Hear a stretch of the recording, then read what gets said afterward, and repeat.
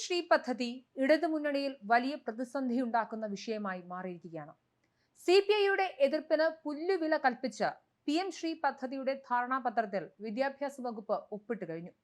3 തവണ മന്ത്രിസഭയിലും മാധ്യമങ്ങളിലൂടെ പരസ്യമായും ഈ പദ്ധതിയുടെ ഭാഗമാകരുതെന്ന് CPI ആവശ്യപ്പെട്ടതാണ്. എന്നാൽ ഇടതുമുന്നണിയിലെ രണ്ടാം കക്ഷിയുടെ എതിർപ്പിന് ഒരു വിലയും കൽപ്പിക്കാതെ പദ്ധതിയിൽ സർക്കാർ ഒപ്പുവെച്ചത് CPIക്ക് എന്തായാലും നാണക്കേടായി. ഇനി മുന്നണിയിൽ തുടരേണ്ടതുണ്ടോ ഇല്ലയോ എന്ന് CPI തീരുമാനിക്കുമെന്നും ബിനോയ് വിശ്വം അറിയിച്ചു കഴിഞ്ഞു. എന്നാൽ എന്താണ് കേരളത്തിൽ വിവാദമായ ഈ PM ശ്രീ പദ്ധതി എന്ന് പരിശോധിക്കേണ്ടതുണ്ട്. എന്തുകൊണ്ടാണ് ഈ എതിർപ്പ് വരുന്നതെന്നും അറിയണം. ഇന്ത്യ ഗവൺമെന്റിന്റെ കേന്ദ്രീകൃത സ്പോൺസർഷിപ്പ് പദ്ധതിയാണ് PM ശ്രീ പദ്ധതി. പ്രധാനമന്ത്രി സ്കൂൾ ഫോർ റൈസിംഗ് ഇന്ത്യ എന്നതിന്റെ ചുരുക്കപ്പേരാണ് PM ശ്രീ. ഈ പദ്ധതിയിലേക്ക് തെരഞ്ഞെടുക്കപ്പെടുന്ന സ്കൂളുകളിൽ കേന്ദ്ര സർക്കാർ നടപ്പിലാക്കിയ ദേശീയ വിദ്യാഭ്യാസ നയം, കേന്ദ്ര സിലബസ് എന്നിവ നടപ്പിലാക്കണം. കേരളം, തമിഴ്നാട്, പശ്ചിമ ബംഗാൾ എന്നീ 3 സംസ്ഥാനങ്ങളാണ് PM ശ്രീ പദ്ധതി ഇതുവരെയും നടപ്പാകാതിരുന്നത്. മോദി സർക്കാർ കൊണ്ടുവന്ന പുതിയ ദേശീയ വിദ്യാഭ്യാസ നയത്തോടുള്ള എതിർപ്പ് കാരണമാണ് ഈ 3 സംസ്ഥാനങ്ങളും പദ്ധതി ഇതുവരെയും നടപ്പാക്കാതിരുന്നത്. ഇതേ തുടർന്ന് വലിയ പ്രതിസന്ധികൾ ഉണ്ടായി. സമഗ്ര ശിക്ഷാ പദ്ധതി പ്രകാരം ഈ സംസ്ഥാനങ്ങൾക്ക് അർഹതപ്പെട്ട പണം കേന്ദ്ര ഫണ്ട് കേന്ദ്ര സർക്കാർ തടഞ്ഞുവെച്ചു. കേന്ദ്ര സർക്കാർ, സംസ്ഥാന കേന്ദ്രഭരണ പ്രദേശ സർക്കാരുകൾ, KVS, NVS എന്നിവയുൾപ്പെടെ തദ്ദേശ സ്വയംഭരണ സ്ഥാപനങ്ങൾ നിയന്ത്രിക്കുന്ന 14,500-ലധികം സ്കൂളുകളിൽ അടിസ്ഥാന സൗകര്യങ്ങൾ വിപുലപ്പെടുത്തി വികസിപ്പിക്കുക എന്നതാണ് അടിസ്ഥാനപരമായി ഈ സംരംഭം ലക്ഷ്യമിടുന്നത്. ഓരോ വിദ്യാർത്ഥിയും സ്വാഗതം ചെയ്യപ്പെടുന്ന, പരിപാലിക്കപ്പെടുന്ന, സുരക്ഷിതമാക്കപ്പെടുന്ന, ഏറ്റവും മികച്ച പ്രാക്ടിക്കൽ രീതിയിലുള്ള പഠന അന്തരീക്ഷം കൊണ്ടുവരേണ്ടുന്ന, വിശാലമായ പാഠ്യാനുഭവങ്ങൾ വാഗ്ദാനം ചെയ്യുന്ന, ഭൗതിക അടിസ്ഥാന സൗകര്യങ്ങളും പഠനത്തിന് അനുയോജ്യമായ വിഭവങ്ങളും എല്ലാം വിദ്യാർത്ഥികൾക്ക് ലഭ്യമാക്കുന്ന വിധത്തിൽ വിദ്യാർത്ഥികളെ വളർത്തിയെടുക്കുക എന്നതാണ് PM ശ്രീ പദ്ധതിയെക്കുറിച്ച് കേന്ദ്ര സർക്കാർ പറയുന്നത്. 2023-2027 വർഷത്തേക്ക് വിഭാവനം ചെയ്യുന്ന പദ്ധതിയാണിത്.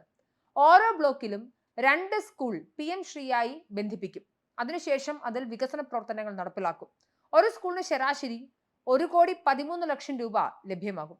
കേന്ദ്ര സംസ്ഥാന വിഹിതം 60:40 എന്ന അനുപാതത്തിലാണ് ചെലവുള്ളത്.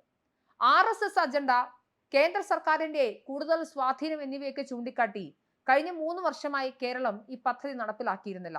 മാത്രമല്ല, ഞാൻ നേരത്തെ സൂചിപ്പിച്ചതുപോലെ CPIയുടെ കടുത്ത എതിർപ്പും ഇതിലൊരു പ്രധാനപ്പെട്ട കാരണമായിരുന്നു. മാത്രമല്ല, CPIMനും ഇതേ നിലപാട് തന്നെയായിരുന്നു. എന്തായാലും ഒടുവിൽ PM ശ്രീക്ക് കേരളം കൈകൊടുക്കുകയാണ്. എങ്ങനെയാണ് PM ശ്രീ സ്കൂളുകൾക്കും വിദ്യാർത്ഥികൾക്കും പ്രയോജനപ്പെടുന്നത്? ഈ പദ്ധതി പ്രകാരം ഉൾപ്പെടുന്ന സ്കൂളുകൾ മാതൃകാ സ്കൂളുകളായി മാറുമെന്നും നാഷണൽ എഡ്യൂക്കേഷൻ പോളിസിയുടെ സത്ത ഉൾക്കൊള്ളുമെന്നുമാണ് പ്രധാനമന്ത്രി മോദി പറഞ്ഞത്. പ്രാക്ടിക്കലായി കാര്യങ്ങൾ ഉൾക്കൊള്ളാനും സ്മാർട്ട് ക്ലാസ് മുറികൾ, കായിക വിനോദങ്ങൾ, ഏറ്റവും പുതിയ സാങ്കേതിക വിദ്യ എന്നിവയും ഇതിനായി ഉപയോഗിക്കും. ലാബുകൾ, ലൈബ്രറികൾ, ആർട്ട് റൂമുകൾ എന്നിവ നവീകരിക്കും. ജലസംരക്ഷണം, മാലിന്യ പുനരുപയോഗം, ഊർജ്ജ കാര്യക്ഷമമായ അടിസ്ഥാന സൗകര്യങ്ങൾ, ജീവിതശൈലിയുടെ പുതിയ തലത്തിലുള്ള പഠനങ്ങൾ എന്നിവ ഈ പാഠ്യപദ്ധതിയുടെ ഭാഗമായി ഉൾക്കൊള്ളുന്ന രീതിയിൽ ഉണ്ടാകും. ഹരിത സ്കൂളുകളായി അവയെ വികസിപ്പിക്കും. ഭാവിയിലേക്ക് വിദ്യാർത്ഥികളെ സജ്ജമാക്കാൻ PM ശ്രീ പൂർണ്ണമായും സജ്ജമാകുമെന്നും അത്യാധുനിക സ്കൂളുകൾ നാഷണൽ എഡ്യൂക്കേഷൻ പോളിസി 2020ന്റെ പരീക്ഷണശാലയായിരിക്കുമെന്നുമാണ് വാഗ്ദാനം. ഇനി എന്താണ് കേന്ദ്രീകൃത സ്പോൺസർഷിപ്പ് പദ്ധതി? PM ശ്രീ പദ്ധതി കേന്ദ്ര സർക്കാർ സ്പോൺസർ ചെയ്യുന്നതിനാൽ നടപ്പാക്കൽ ചെലവിന്റെ 60% ചെലവ് കേന്ദ്രമാണ് വഹിക്കുന്നത്. ബാക്കി 40% സംസ്ഥാനം അല്ലെങ്കിൽ കേന്ദ്രഭരണ പ്രദേശമോ വഹിക്കും. പക്ഷേ ഹിമാചൽ പ്രദേശ്, ജമ്മു കാശ്മീർ, ഉത്തരാഖണ്ഡ്, വടക്കുകിഴക്കൻ സംസ്ഥാനങ്ങൾ തുടങ്ങിയ ചില സംസ്ഥാനങ്ങളിലുമൊക്കെ കേന്ദ്ര സർക്കാരിന്റെ സംഭാവന 60% നിന്നും 90% വരെയായി ഉയരും. ഓരോ ബ്ലോക്കിലും 2 സ്കൂൾ PM ശ്രീയായി വികസിപ്പിക്കും. പക്ഷേ ഇതൊക്കെ നടപ്പിലാക്കുന്നത് നല്ല കാര്യമാണെങ്കിലും ചില മാനദണ്ഡങ്ങൾ പ്രധാനമാണ്. സ്കൂളുകളിൽ കേന്ദ്ര സർക്കാർ നടപ്പിലാക്കിയ ദേശീയ വിദ്യാഭ്യാസ നയവും കേന്ദ്ര സിലബസും നടപ്പിലാക്കേണ്ടി വരും.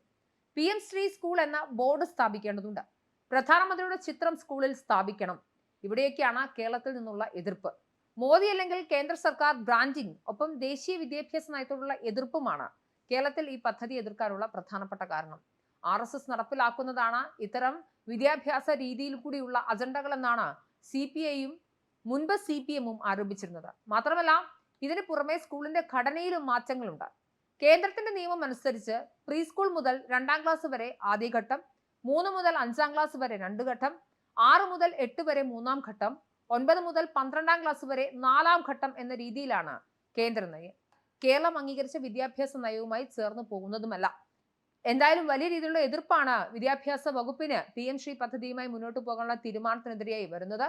എന്തായാലും സംസ്ഥാനത്തിന് ലഭിക്കുന്ന ഇത്രയും വലിയൊരു ഫണ്ട് അത് ഒഴിവാക്കാൻ സാധിക്കില്ല എന്നും അത് അവഗണിക്കാനാവില്ല എന്നുമാണ് വിദ്യാഭ്യാസ വകുപ്പ് പറയുന്നത്. എന്തായാലും വലിയ കടുംപിടുത്തം ഉണ്ടായിരുന്ന സംസ്ഥാന സർക്കാരിനും വിദ്യാഭ്യാസ വകുപ്പും ഒക്കെ അയഞ്ഞിരിക്കുന്നു. ഇനി എന്തായിരിക്കും മുന്നണിയിലെ പ്രശ്നങ്ങൾ എന്ന് കണ്ടറിയേണ്ടതുണ്ട്.